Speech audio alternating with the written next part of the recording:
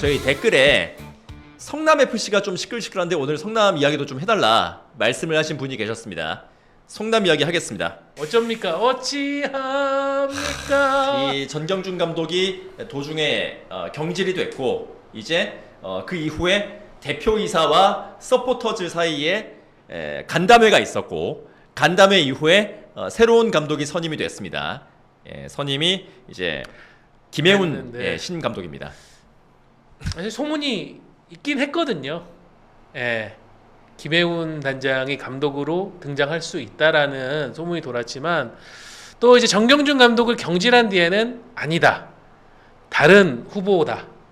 다른 후보와 우선 접촉하고 있다라고 해서 이렇게 우리 또 K리그 역사상 두 번째 골키퍼 출신 한국인 감독은 무산되는 것인가 했는데 제가 이제 월요일 방송 들어오기 전에 오늘 결정하고 내일 발표한답니다라는 얘기를 제가 타 유튜브 채널을 통해서 전달을 했는데 화요일에 나온 최종 공식 발표가 우리 김혜훈 단장의 감독으로의 보직 변경이었습니다.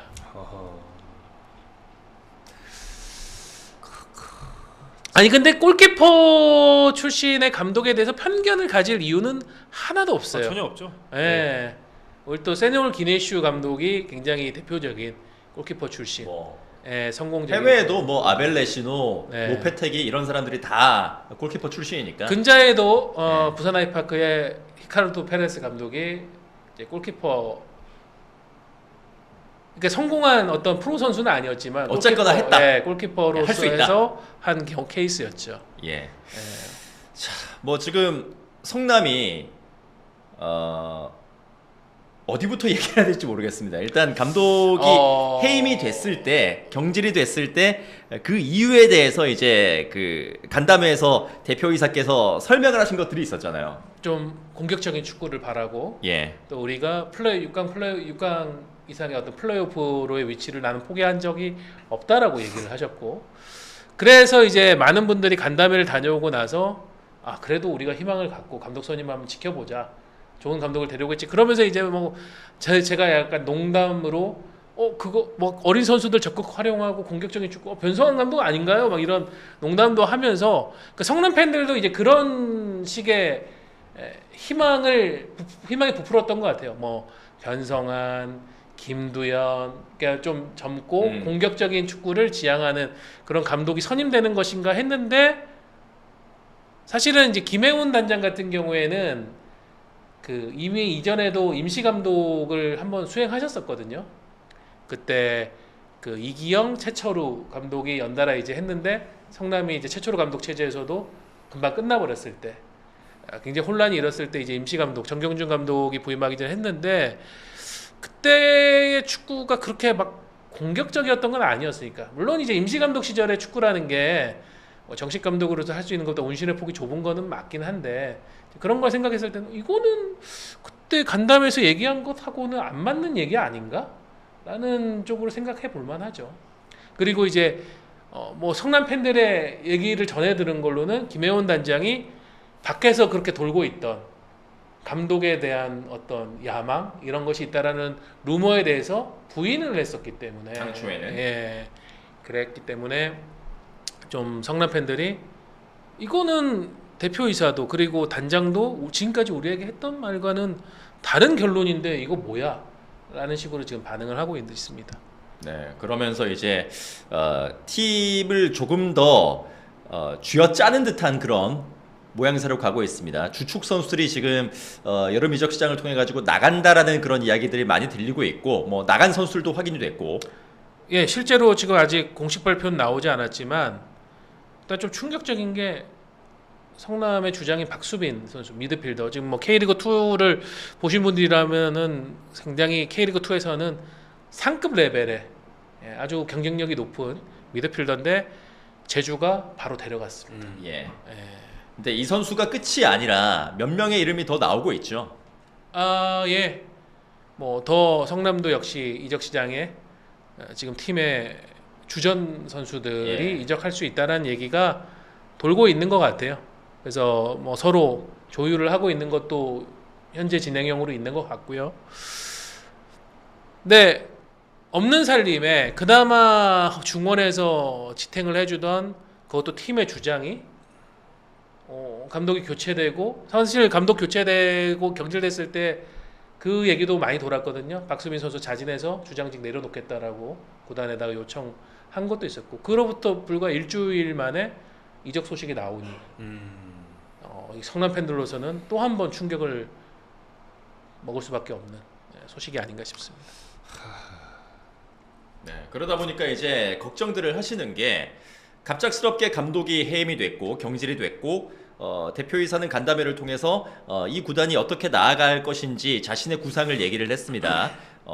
승격을 본격적으로 노린다기보다는 6강 정도, 이제 플레이오프를 매년 노릴 수 있는 정도의 팀, 그리고 유망주 육성을 통해 가지고 꾸준히 수익을 낼 수 있는 팀, 셀링 클럽, 셀링 클럽으로서의 그런 좀 변환 같은 것들을 말씀을 하셨는데 이런 것들을 좀 종합을 해봤을 때 다양한 사람들이 그런 걱정들을 하는 것 같습니다. 과연 성남 FC가 야막을 잃는 것은 뭐 둘째치고 이 팀이 존속이 가능할 것인가? 이거에 대해서 회의적으로 보시는 분들도 적지 않은 것 같습니다. 어떻게 보세요? 그렇게 어느 정도 최소 수준의 성적과 셀링 클럽의 포지션과 뭐 제가 전에 여기서 얘기를 했나? 여기서 한 거 아닌 것 같은데. 그러니까 중요한 거는 셀링 클럽이라는 게 되게 어려운 얘기라는 거예요. 네. 뭐 얼마나 육성해서 얼마나 팔 건데. 진짜 훌륭한 유망주를 육성을 해야 외국으로 돈 받고 파는데 보통 이제 한 100만 달러 정도에 판단 말이에요. 그런 선수들을 매년 한 명씩 꼬박꼬박 유럽으로 가는 유망주 배출하면 되게 잘하는 거잖아요. 엄청난 거죠. 1년에 10몇 억이에요. 네. 그 수익이 1년에 10몇 억 벌려고 구단 운영하는 법이 어디 있어요? 성남이 물론 3년 전이었나요? 김지수라는 또 팀의 어떤 특급 유망주를 굉장히 빠르게 프로로 올려서 그 선수의 잠재력을 보여주고 그 선수를 데려갔죠. 브랜트포드 맞죠? 네. 네, 브랜트포드 데려가고 지금은 이제 다른 리그로 가 있지만은 브랜트포드에 지금은 있습니다. 지금 브랜트포드 군대 다시 갔다 돌아갔나요? 복귀했죠. 예. 그러니까 그런 성공 케이스가 있기 때문에 팀 사실 그게 또 한편으로는 그 다음에 성남이 더 많은 지원을 다시 받을 수 있었던 명분 중에 하나였었거든요. 우리 이렇게 지원해 주시면 또 성남이 대외적으로 이렇게 자랑할 수 있는 성과도 낼 수 있다. 그 대표적으로 항상 내는 케이스가 김지수의 그 유럽 이적이었어요. 근데 사실 그 전후로 해서 잘 안 나오잖아요. 없잖아요. 물론 저는 지금도 성남이 데리고 있는 유스 출신의 젊은 선수들의 가능성에 대해서는 긍정적으로 보는 선수들도 꽤 있어요.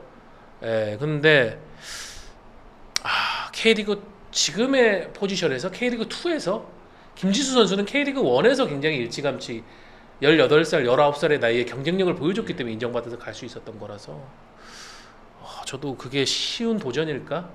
라는 생각을 해봅니다. 그 엄청 어렵고 엄청 오래 걸리는 거예요. 그 유소년 잘 키워가지고 판다는 게 한국에서는 사실은 초등학교, 중학교에서 스카우트 싸움에서 다른 프로 산하 유스팀과의 스카우트 전쟁에서 이어가지고 빼오는 그게 메인이고, 둘째가 이제 육성이고, 육성을 잘하면은 한국에서 엄청 중요한 이정표를 세우는 업적은 될 수 있죠. 근데 그 육성을 잘해서 우리가 남들보다 똑같은 재능 유망주가 들어와서도 엄청 잘 키워서 유럽을 보낼 수 있다. 이게 되려면 유스 시스템 뜯어 고치고 유스 시스템에 적합한 방향성 잡고 3, 4년 키워서 첫 번째 선수 배출하고 앞으로 10년 걸리거든요. 앞으로 10년 동안 지금 성남이 이 체제로 남아 있겠냐 이거죠. 네. 그리고 지금 우리가 K리그에서 유스 랭킹 최상위권이라고 하는 팀들이 서울 오산고, 네. 수원 메탄고, 울산 현대고, 뭐 이 정도, 그리고 뭐 전북의 영생고등학교. 결국은 이제 자본력이 있고 리그가 상위 팀에 있고 그 높은 레벨에 있는 팀들이 관심을 갖고 볼만한 그 위치에서 있는 팀들에 결국 유망주가 몰리게 돼 있고, 근데 그 팀들도 지금 꾸준히 유럽에 좋은 가격을 받고 선수를 보내느냐? 별 케이스가 많지가 않거든요. 그렇죠. 오히려 뭐 저런 강원이나 이런 데서 뜬금포가 팍 터지고 그러지 쉽지는 않은 도전이어가지고. 근데 그만큼 이제 김종용 기자가 얘기한 것처럼 시간과 돈과 사람 이런 것들이 다 투자가 돼야 되는 그냥 어려운 도전인데 근데 또 명확한 플랜이 있으면은 해낼 수도 있죠. 해낼 수도 있는데 근데 모르겠습니다. 또 프로리그라는 게 급한 불도 꺼야 되는 법인데 네. 멀리만 보고 가는 것이 맞는가라는 생각도 들고. 그래서 뭐 지금 성남 같은 경우에는 구단의 미래까지도 조금 걱정을 하게 만드는 그런 징조들이 보이고 있는 팀이 되겠습니다. 구단의 미래 이야기를 했습니다만 이 적색 신호가 훨씬 더 강하게 켜진 팀이 한 팀이 있죠. 나의 거주지가 있는 곳. 너의 경기도 김포시. 너의 세금 나의 세금. 나의 어디 지방세가 갔을까? 사라진. 나의 지방세가 사라져버린 김포 FC입니다. 주민세는 이번 달에 주민세 내야 되는데. 열받네 진짜. 예. 뭐 한 대 피우시겠는데? 좋지 한 대 말아줘 자세였는데 방금. 김포가 매주 초에 이제 신임 이기영 시장이 나서서 브리핑을 할 때 거의 이제 메인 소식이 김포 FC 공금 횡령 사건에 대한 이제 브리핑을 하는데 이번 주에 이기영 시장이 아주 못을 박았죠. 구단이 자체적으로 해결해라. 결자 해제해라 니들이. 그러니까 소위 말해서 이거를 시가 나서 가지고 뭐 메워주고 이럴 생각은 없다라는 거기 때문에 예, 별풍선 10개 감사합니다. 털린 세금에 보태세요. 감사합니다. 그럼 저 별풍선은 국고로 환수하는 하지만 건가? 조심하셔야 됩니다. 세금 대납은 범죄입니다. 그렇게 세금은 본인이 직접 내야 됩니다. 개평이냐는데? 그런 상황인데 그 이후에 약간 이제 김포 구단이 발등에 불이 떨어진 것 같습니다. 떨어져야지. 사실 진작에 떨어졌어야죠. 너무 늦어. 구단이 빠르게 나서면서 우리 이 선수 팔아요. 김포 FC 박앤세일이 시작됐다고 합니다. 그러니까 뭐 이런까지는 다 일일이 말씀 못 드리겠지만 핵심 주전도 우리는 팔 수 있다. 네. 이정료만 좀 쳐달라. 아니 그런 마인드로 해야지. 그래야 돈이 들어오지.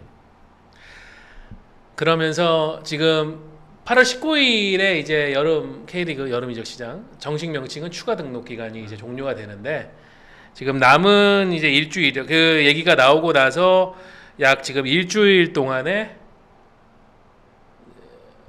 약간 지금 이직 자금이 있고 아직 우리가 돈은 있는데 선수 보강을 확실히 못한 구단들이 이 선수 얼마입니까?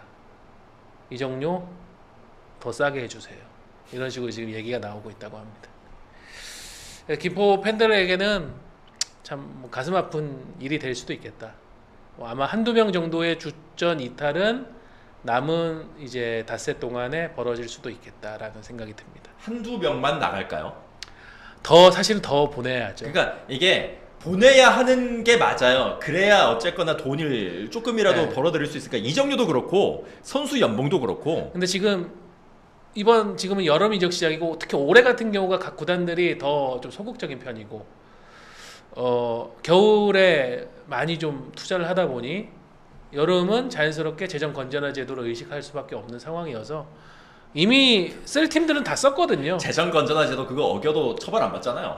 뭐 그렇긴 합니다. 뼈아픈 지적이네. 처벌합니까 그거? 뼈아픈 지적인데 그러다 보니까 김포가 오히려 좀 약간 갈급한 상황. 빨리 우리 한 명이라도 더 팔아야 될 것 같은데 그렇게 되니까 이제 그 얘기를 들은 구단들은 약간 좀 심리적으로 쪼기에 들어가는 것 같아요. 우리요? 굳이 뭐 안 사도 될 것 같은데 좀 더 깎아주시죠. 이런 분위기도 형성되고 있다고 합니다. 스포츠는 플러스 최종의 무대 스포츠는 플러스 인터넷 없이